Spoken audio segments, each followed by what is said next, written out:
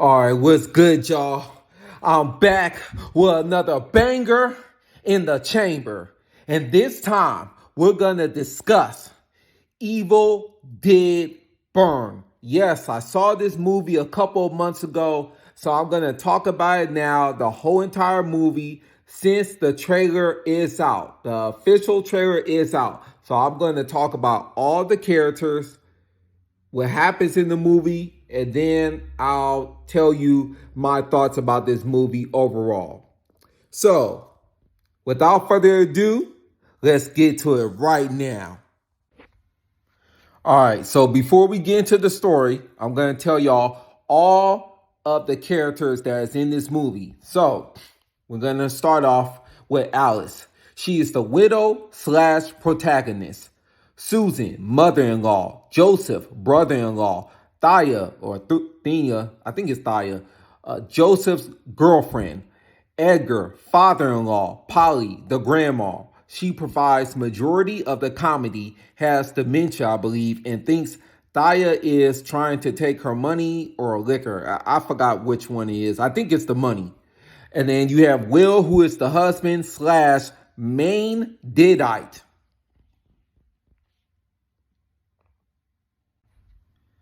All right, so let's get into the story.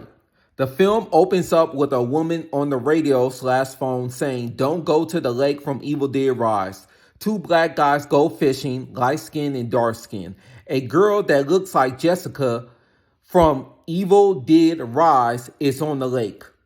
She kills the light skinned dude by tying him up with the fishing rod and then bringing him into the water. He's hanging on to boat. He's hanging on to the boat and gets torn in half. The dark-skinned friend pulls his friend up to find him torn apart. The deadite flipped the boat over and stood on top of it. While the dark-skinned dude is in the water, the deadite makes the lake burn. Water is sizzling like water in the pot. He gets burnt alive and crawls back to shore before dying, and the other fish are dead. The deadite stands on top of the dude's hand and it completely melts. The deadite walks through the forest and stands near the road until nighttime. There's a car driving by and the deadite stands on the road to get hit on purpose. The car flips over and she ends up in the car. Her head rolls over and says, "I got you, Will." She starts saying the deadite incantation that burns the entire car while making Will possessed. This leads into the title card, Evil Dead Burn. The next scene takes place at Silver Lake Crematorium funeral home, where a funeral is taking place. Alice appears along with Susan, Joseph, Edgar, Thaya, or Thunya, and Polly. At the funeral, Susan speaks at the podium. Then Alice is asked if she has anything she wants to say. Alice has flashbacks of Will abusing her. So then she says she didn't prepare a speech.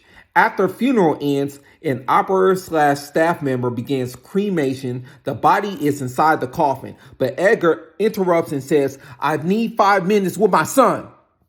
He starts crying and starts hearing the coffin door knocked on. He thinks it's an actual door, but it's not.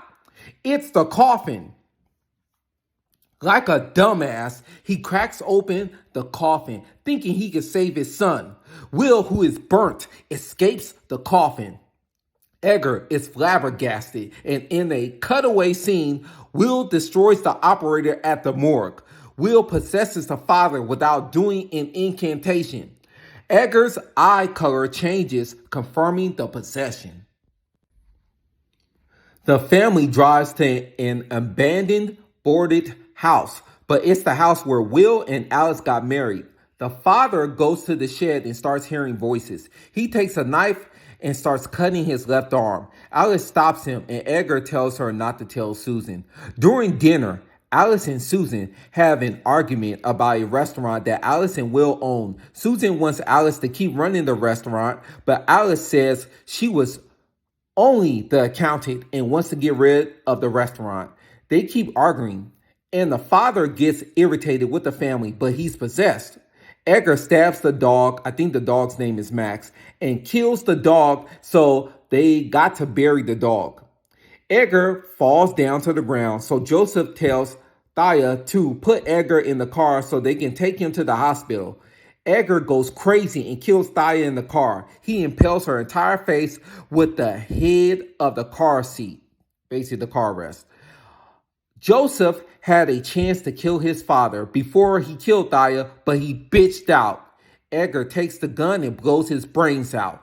Joseph runs back home. Alice is looking at the Necronomicon in the shed, and there's something being said about the Circle of Wise Men. Basically, Joseph held this book that was being kept by his grandfather. The grandfather dealt with the deadites in the past and possessed the Kandarian daggers.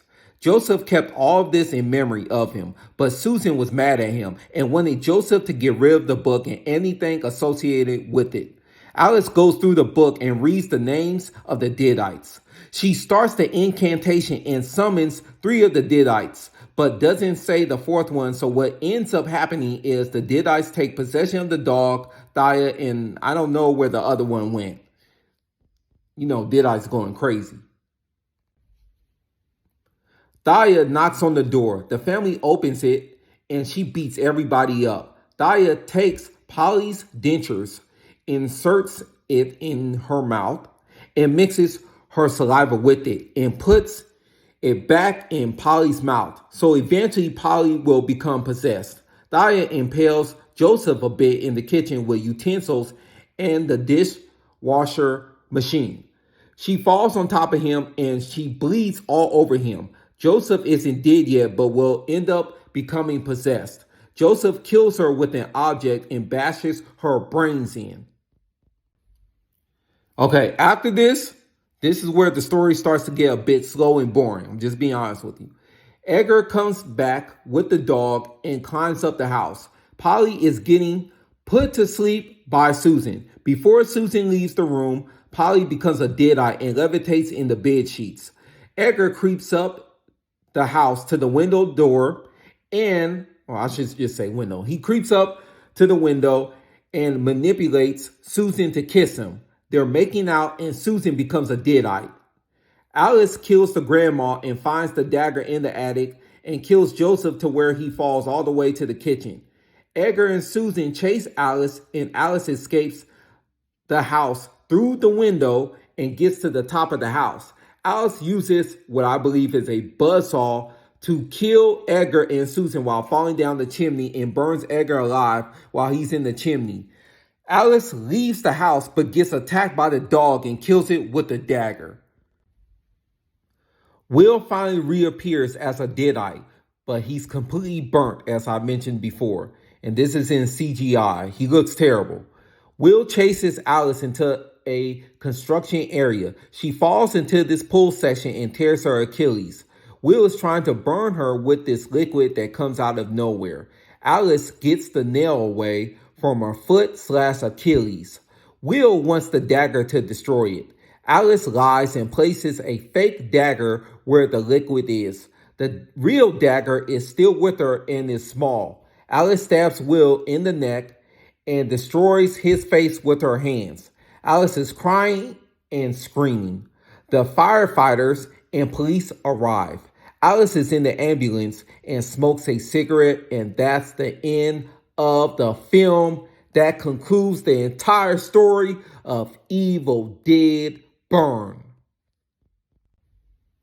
So now that I've read the whole entire story, now I can give my thoughts on what I saw overall and my overall thoughts of this film, and I will rank it overall within the Evil Dead franchise.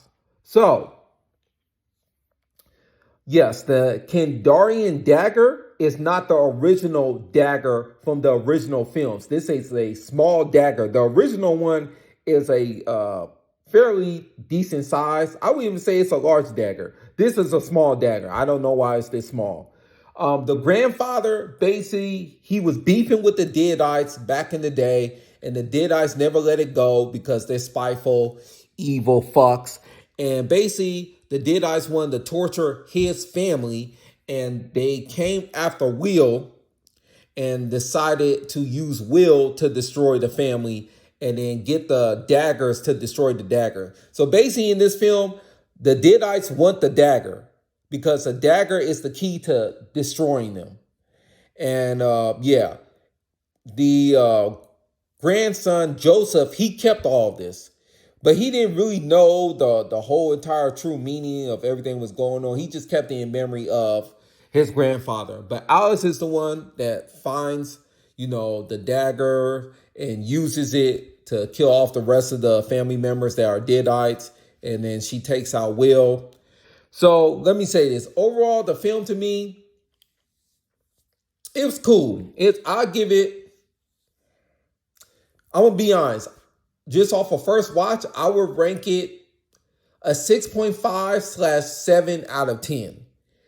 I don't like the color grading at all. It looks like a foreigner, independent foreign horror film. And the director is a foreigner. I believe he's from France. I could be completely wrong on that. I believe he's from France, but he's definitely a foreigner. And that's how it was shot to me. I don't like the color grading. It's very bleak. They did work on it in the trailer. It looks a tad bit better, but it's still a little bit, still bleak, but better in terms of watching. Yeah, that color grading, I don't like that type of color grading, but that's a personal preference on my behalf. In terms of the film, my issue with the film is that the film, the film, pretty much the story is really fast. You get straight to the lake, then you get to Will, then you get to his funeral home, then you get to the house. It's fast paced, but then it's very slow once you get to Susan trying to put Polly to bed and all that. That's the part that got real slow and a tad bit boring for me personally.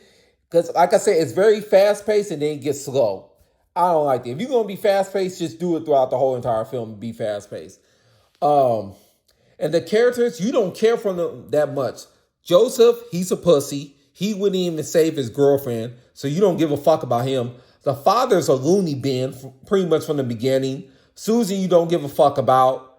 Polly, she's the comedic relief. And then Alice, so here's the thing with Alice.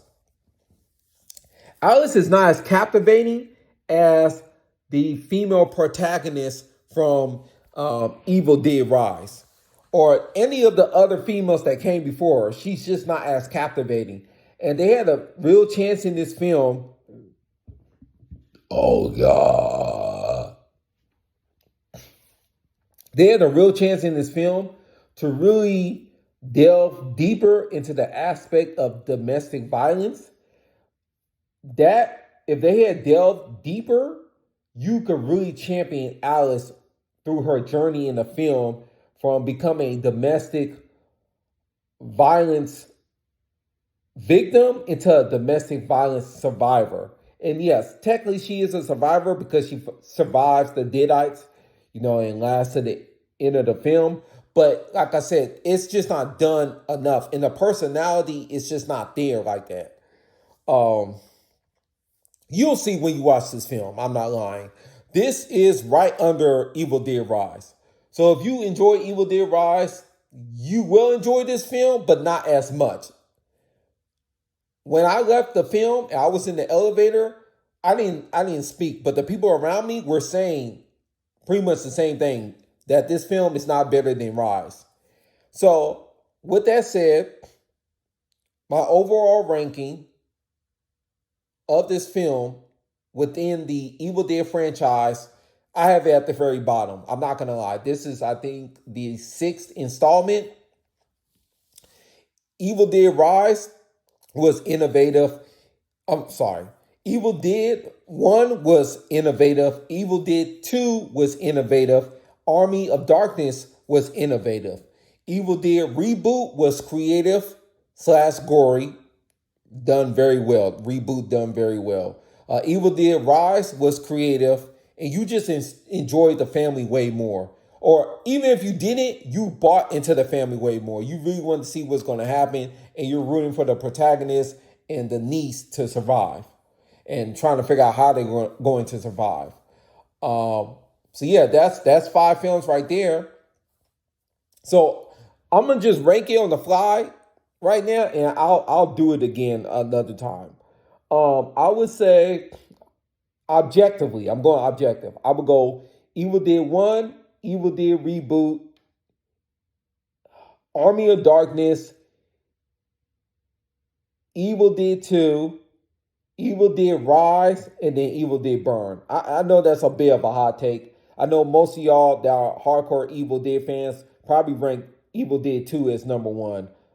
It took me a long time to accept the goofiness that was attached to that film, but I accept it. But yeah, Evil Dead 1 is so creepy and creative and innovative, and I really enjoyed the gore and the fear factor from Evil Dead Reboot. And I love Army of Darkness because it's just full fledged. Like, if you like the Ash versus Evil Dead, that's the precursor. I know most of y'all probably will say Evil Dead 2, and y'all probably right for saying that. But for me, Army of Darkness was that precursor to Ash versus Evil Dead, for me personally. But you could definitely say Evil Dead 2, and I'm not going to really argue with you about that. But yeah, I don't enjoy the main deadite in this film. It's Will's deadite is completely CGI from what I saw, and it's just a regular burn victim in CGI. It doesn't look like the deadites from the previous films.